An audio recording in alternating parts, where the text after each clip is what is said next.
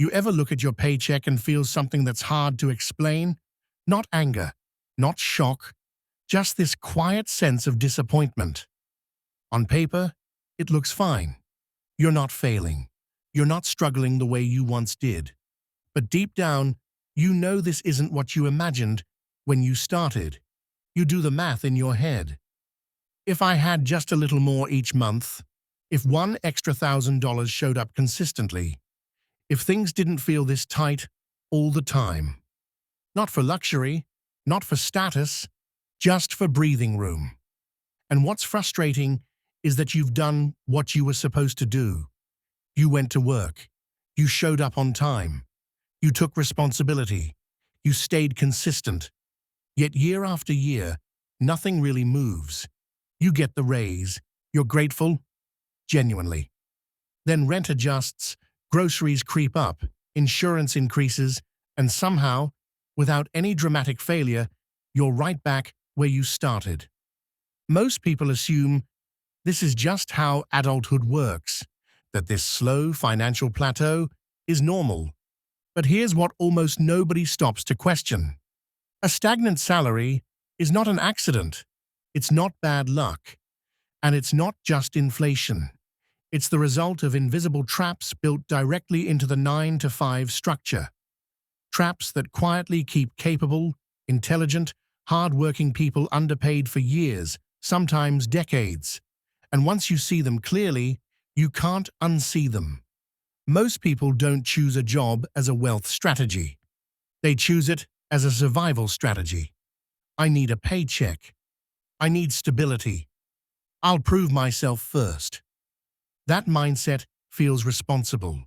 It also sets the stage for everything that follows. Trap 1. Believing your employer is designed to grow your income. Most people want to believe their company is on their side, that if they stay loyal, work hard, and remain dependable, growth will naturally follow. But companies are not built to maximize your financial future. They are built to control costs while extracting value. Your salary is not a reward for effort. It is a business expense. If you are productive at your current pay, the company's incentive is to keep you exactly where you are. Paying you more does not help the business. It reduces margins. This doesn't make companies cruel or dishonest. It makes them rational. The dangerous assumption is believing that reliability, effort, and commitment automatically trigger higher compensation. Those traits make you useful. They do not make you expensive. And unless something forces change, useful employees often remain underpaid indefinitely. People who escape this trap stop expecting the system to take care of them and start treating their career like a negotiation, not a loyalty test. Trap 2. Staying too long without resetting your value. This trap rarely feels like a mistake.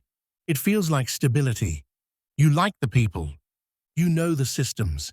You've invested years building credibility. So staying feels logical. But over time, raises stop reflecting your growth and start reflecting policy.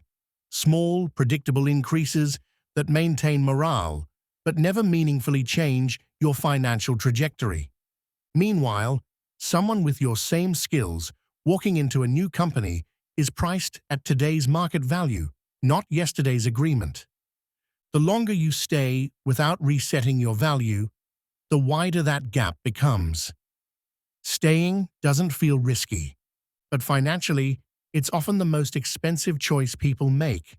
Those who escape this trap periodically force the market to reevaluate their worth instead of letting time quietly devalue it. Trap 3. Letting the market price you without checking the market. Most people don't actually know what they're worth. They assume their salary must be reasonable because no one has challenged it. But compensation has very little to do with fairness. It's about supply, demand, and leverage. Employers know the numbers. They track salary bands, competitor offers, and replacement costs. employees guess. When you negotiate without data, you're negotiating uncertainty against certainty. And that imbalance almost always works against you. Not knowing your market value doesn't just cost you money.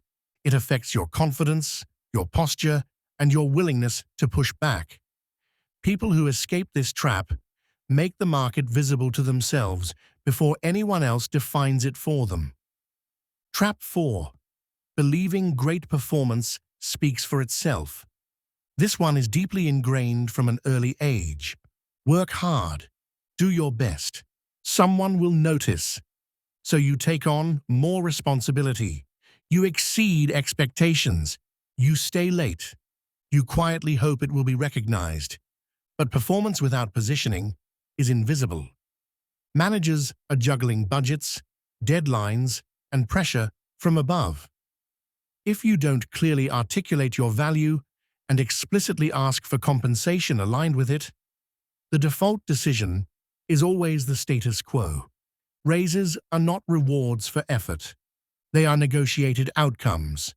People who escape this trap stop waiting to be noticed and start making their value impossible to ignore, verbally, strategically, and intentionally. Trap 5.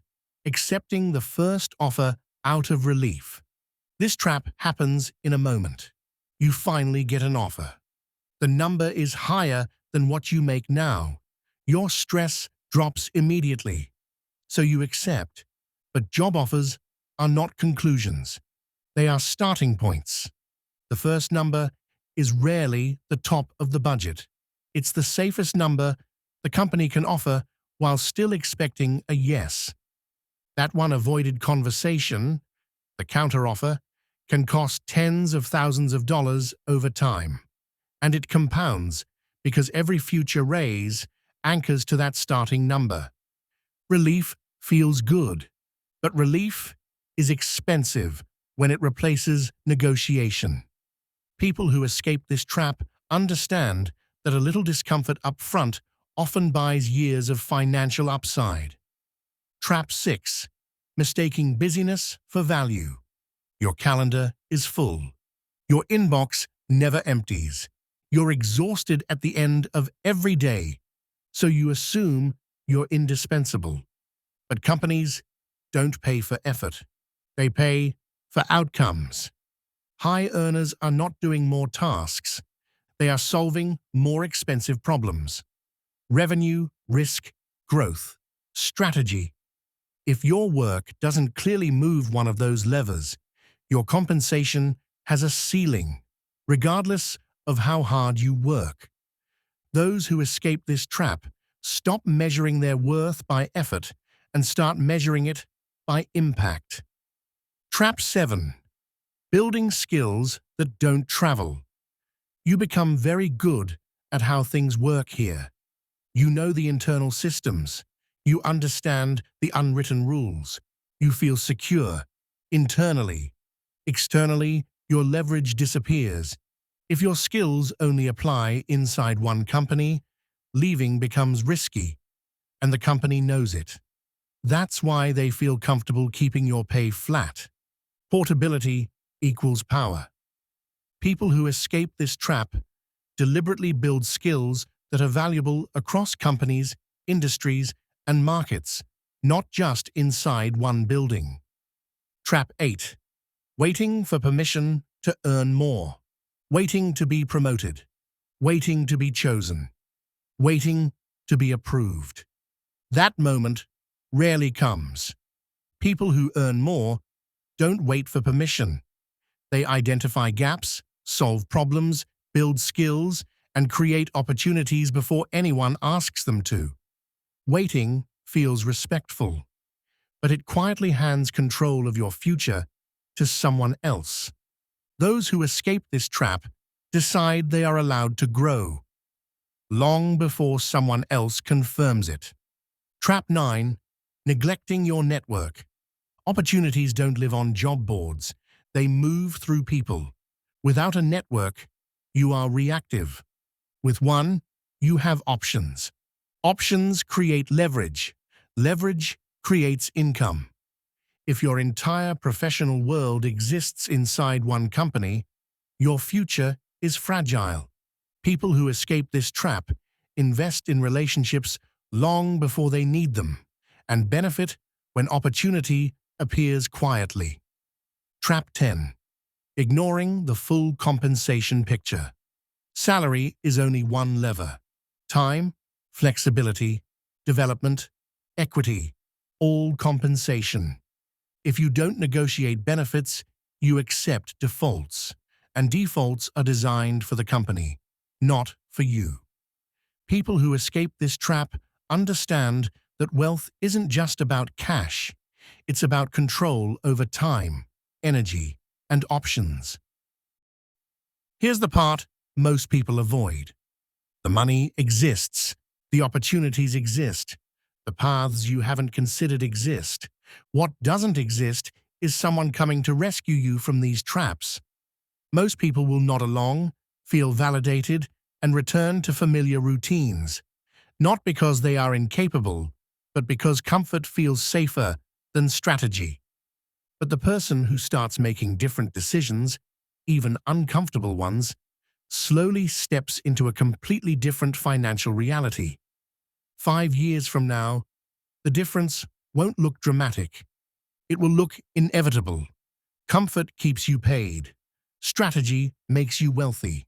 And the choice, whether people like it or not, is always theirs.